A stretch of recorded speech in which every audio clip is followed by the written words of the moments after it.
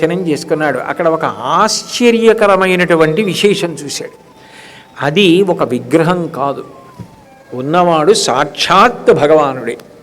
సాక్షాత్ కృష్ణ భగవానుడే అక్కడ కూర్చుని ఉన్నాడనడానికి గుర్తు ఏమిటంటే, ఆయన దగ్గరకి ఎవరొచ్చారో వాళ్ళు ఆ రూపాన్నే పొందారు. ఎట్లా అంటే, మనుష్య ప్రాణి అయితే ప్రారబ్ధం తీరాలి, తెలిసో తెలియకో అమాయకపు ప్రాణి ఏదైనా దరిదాపులలోకి వస్తే ఆయన పార్షద రూపాన్ని పొందుతుంది. అంటే సారూప్య స్థితి అంటారు, విష్ణు స్వరూపాన్ని పొందుతుంది. ఈ విద్యాపతి నీలమాధవుడికి నమస్కారం చేస్తూ మామగారితో కలిసి నిలబడి ఉండగా ఒక పక్షి ఒకటి గుహలోకి వచ్చింది.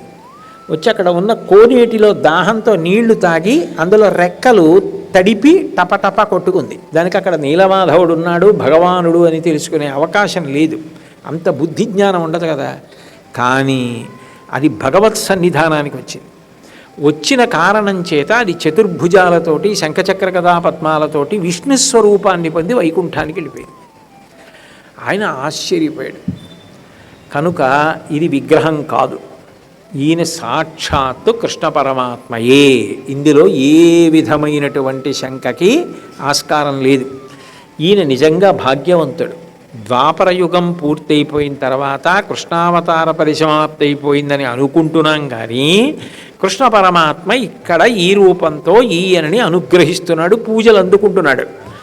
ఇది మా రాజుగారికి చెప్పి దర్శనానికి తీసుకురావాలి. ఎందుకంటే మా రాజుగారు అంత ఆర్తితో ఉన్నాడు, భగవద్ దర్శనం చెయ్యాలి, భాగవత దర్శనం చెయ్యాలని.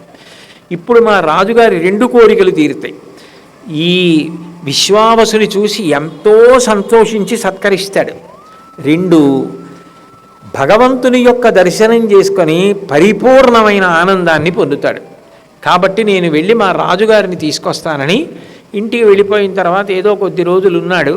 ఈ ఆవాలు మొక్కలై మొలకలు ఎత్తాయి. ఆవాల మొక్కలైనా గుర్తుపట్టచ్చుగా, అందుకని వెళ్ళి రాజుని పిలుచుకొచ్చాడు, కబురు చేశాడు. రాజుగారు వచ్చారు.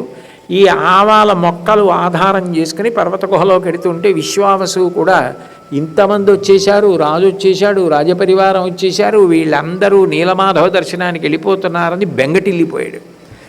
బెంగటిల్లిపోతున్నాడు. వీళ్ళందరూ పర్వత గుహలోకి వెళ్ళారు. స్వామి అంతర్ధానం అయిపోయాడు.